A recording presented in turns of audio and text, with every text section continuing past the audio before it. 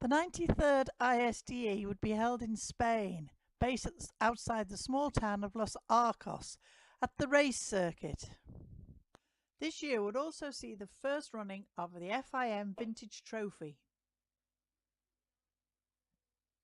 The paddock had soon filled up with all the colourful trucks and tents and flags of all the manufacturers and the teams from around the world. The sun was shining, the sky was blue, it was going to be a good event. The Parc Fermé would be on the start straight of the race circuit.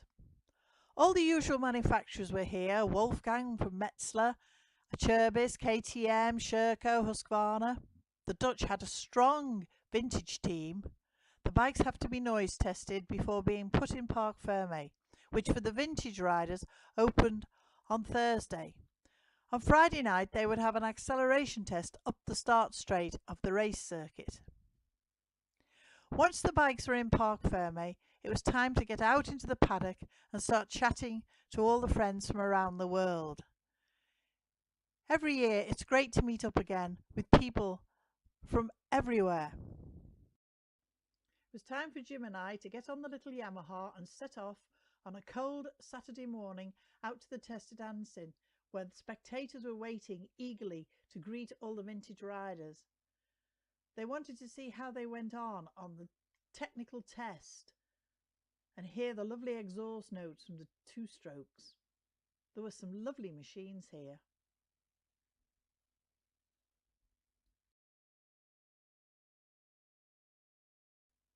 Crimpy was enjoying the test, though some of the bikes needed a bit of adjustment when they came off the test. And Crimpy looked a bit red-faced when he finished. He said it was a bit technical.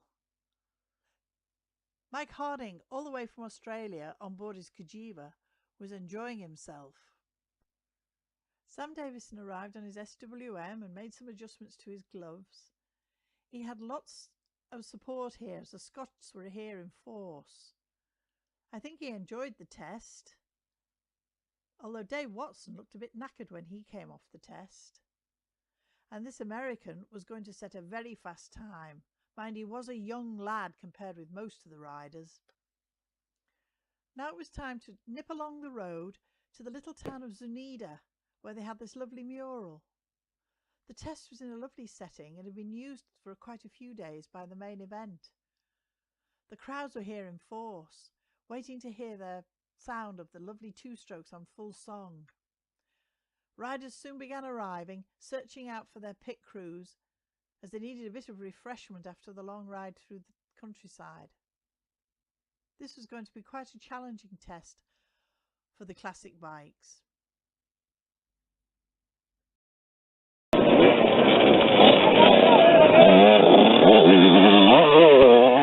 spectators were eager to point out the line, but some riders chose to ignore it and went to the right, which was a slower route but probably a bit safer. However, this guy almost stopped and got off and walked. Here's Mike Harding again, going well. Another guy taking it carefully. The riders then headed off way out of sight down into the woods, which apparently was quite a difficult section for the classic bikes. And soon they were coming back along the other side and spectators moved over.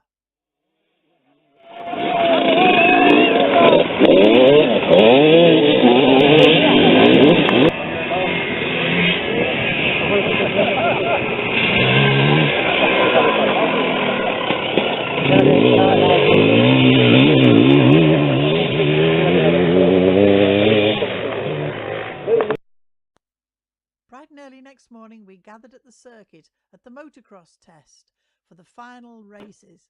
The press and spectators were all there. The start was way down below, and the vintage riders found riding through the kitty litter on the outside bend of the race circuit a bit tricky.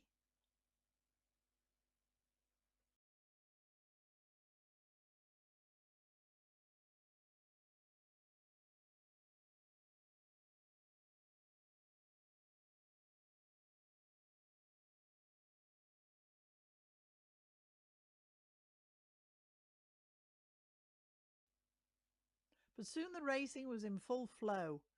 We'd already watched a few races, the clubman classes for the main event, but this was what we'd all come to see and hear. It was great. The racing was fast and furious. You wouldn't realise that some of these bikes were so old. This lovely Triumph Matisse was the star of the show. Unfortunately, he would have a bit of an accident and a coming together with a Dutch SWM and crack a few ribs.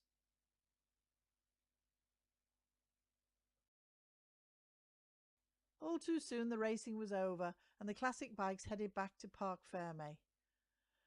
This wheel looked as though he'd lost a few spokes, but at least he made it to the finish. Later in the afternoon the spectators gathered for the prize giving. The vintage 71 class, Dave was a bit late getting to the podium, but he got a big cheer. The next class was the 76 class, and then the 82 class with two British riders on the podium. In the main ISDE event, the French won the Junior Trophy and the Americans won the World Trophy for the first time after 93 years. But the very first vintage trophy was fittingly won by the British team.